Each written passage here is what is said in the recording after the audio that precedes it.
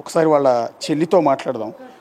అమ్మ, అక్క అమ్మ, మీరు మమ్మల్ని క్షమించాలి. ఈ టైంలో మిమ్మల్ని మళ్ళీ ఏడిపించాలనో లేకపోతే ఇంకోటనో కాదు. ఒక దుర్మార్గం ఇవాళ చనిపోయిన తేజేశ్వర్ మీ తమ్ముడని కాదు, మా మనిషి అనుకుని మేము బాధపడుతూ ఉన్నాం. ఇలా చాలామంది బలైపోతున్నారమ్మా. ఇవాళ పెళ్లి పేరుతో పెళ్లి చేసుకోవటం, ఆ తర్వాత ఎవరినో ప్రేమించి వాడితో వెళ్ళిపోవటం, ఇతన్ని చంపేయటం. అసలు ఎందుకు చంపింది అనుకుంటున్నారమ్మా మీరు?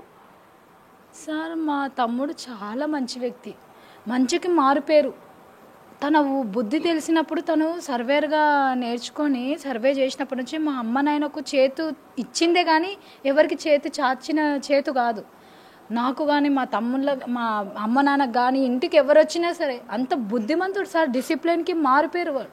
డ్యాన్స్ చేసి dance master, dance fans following కూడా ఫుల్ సార్. మైకేల్ జాక్సన్ చేసిన స్టెప్స్ చేస్తుండే సార్. ఎంత అద్భుతంగా డ్యాన్స్ చేస్తాడు. డ్యాన్స్ బేబీ డ్యాన్స్లో కూడా పార్టిసిపేట్ చేసిండు తను టీనేజ్లో ఉన్నప్పుడు. ఎంత మంచి వ్యక్తి సార్. ఇటువంటి అమ్మాయికి బలైపోయిండు. మాకు అసలు మా తమ్ముడు ఎందువలన ఇట్లా ఇదైపోయిండు అనేది అర్థమవుతుంది. అమ్మాయికి ఉల్టా ఎదురు అన్నీ బంగారు చేను, పుసెలతాడు, పుస్తబొట్లు అన్నీ చేయించి మరి పెళ్లి ఖర్చు అంతా వీడు భరించుకు చేతిలోనే చనిపోయిండు సార్. అమ్మాయి మంచిది కాదని చెప్తే కూడా వినక ఫస్ట్ పెళ్ళి ఇది పెద్దలు కుదిర్చిన పెళ్ళి అయింది. అయితే అమ్మాయి ఎంగేజ్మెంట్ అయిపోయినాక వెళ్ళిపోయింది సార్. వారం రోజులు వెళ్ళిపోయిన తర్వాత మళ్ళీ మేము మనసు మార్చుకున్నాం, వేరే సంబంధం చూసుకున్నామని మా తమ్ముడు కూడా మార్చుకున్న తర్వాత ఇంకో సంబంధం చూద్దామనే టైంలో మళ్ళీ అమ్మాయి కాంటాక్ట్ చేసింది మా తమ్ముని.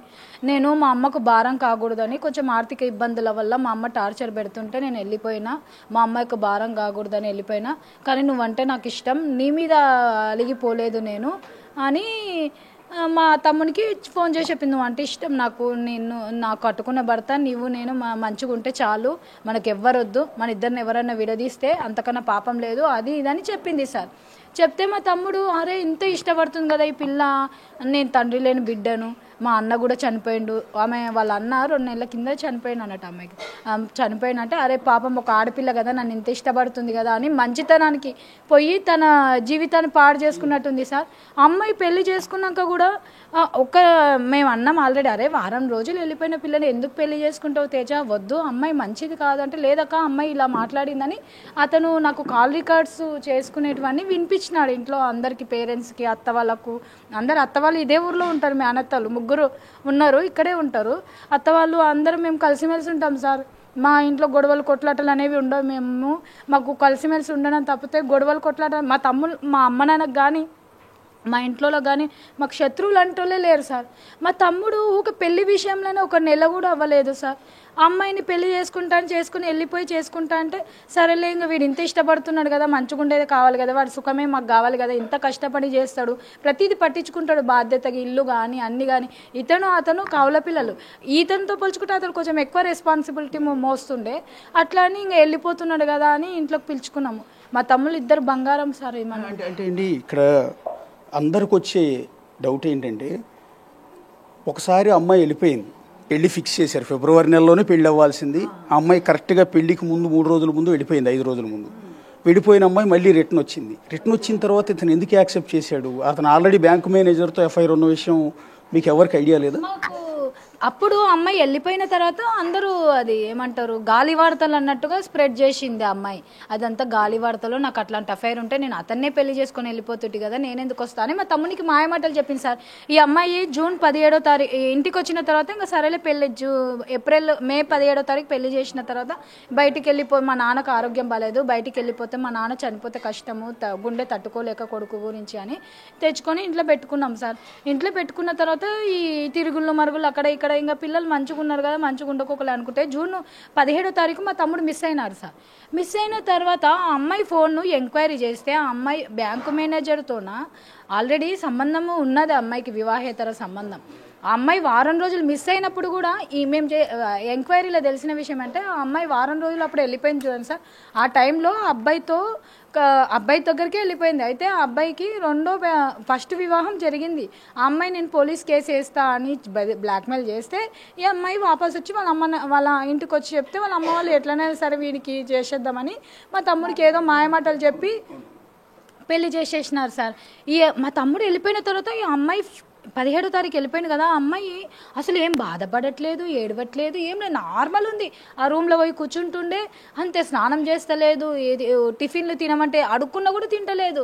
మేమేమో మా తమ్ముడు బ్రతికే ఉన్నాడు కదా, వస్తాడు కదా అన్నట్టుగా మేము ఉన్నాం. ఎక్కడన్నా మిస్ అయ్యిండొచ్చు, ఏమో ప్రాబ్లమ్స్ ఉండవు, కూడా రాదు కదా, ఇలా జరిగి ఉంటుందని అనుకో. ఎవరు పగలు ప్రతీకారాలు మాకు లేవు సార్. మా మీద పగబట్టి మేము ఇంతకాలం ఉన్నాం. మా అమ్మ నాయన పేరు బయట అడగండి, ఎంత కూల్ పేరెంట్స్ అంటారంటే వాళ్ళను, అంత కూల్ పేరెంట్స్ అంటారు. వాళ్ళకు మారు పేరు, వాళ్ళ ఇంటి పడాలంటే అదృష్టం కావాలని అంటారు సార్. అంత మంచి కుటుంబము.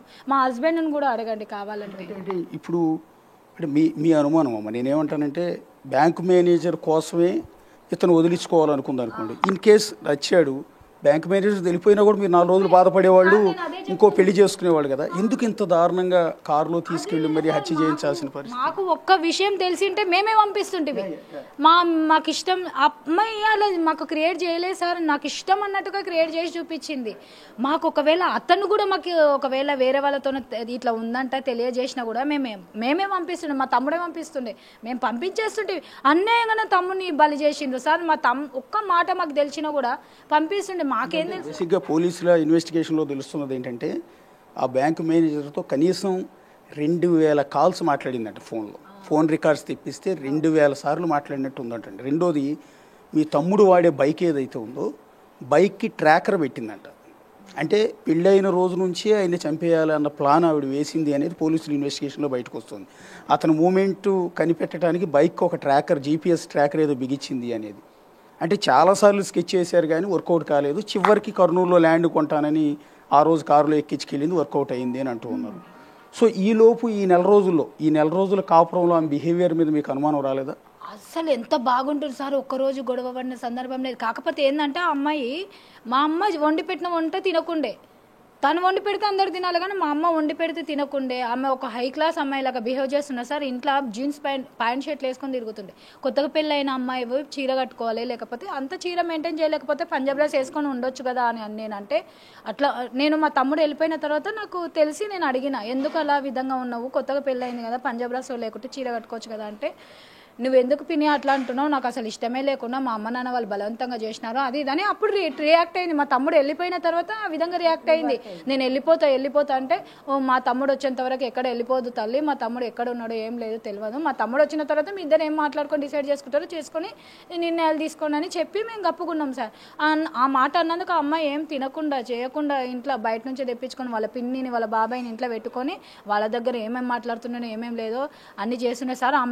ఆమె ఫోను ఎంక్వైరీలో తీసుకున్నాక ఆమె బయటపడింది సార్.